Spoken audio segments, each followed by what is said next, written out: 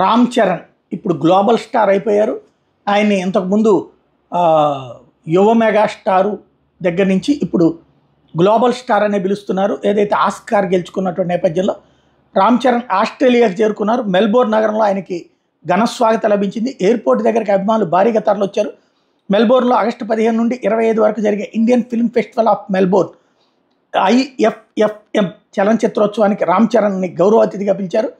IFFM 15వ edition వేడుకలకు హాజరు కావాలంటే ఇటీవల ఫిల్మ్ ఫెస్టివల్ నిర్వాహకులు రామ్ చరణ్కి ఆహ్వానం పంపించారు. ఈ చలనచిత్రోత్సవంలో రామ్ చరణ్కి నిర్వాహకులు Indian art and cultural ambassador అనే బిరుదు కూడా ప్రదానం చేయబోతున్నారు. తద్వారా భారతదేశంలో ఎస్పెషల్లీ తెలుగు రాష్ట్రాలలో తెలుగు నటులలో ఇలాంటి అరుదైనటువంటి గౌరవం లభించినటువంటిది ఒక్క రామ్ చరణే అవుతారు.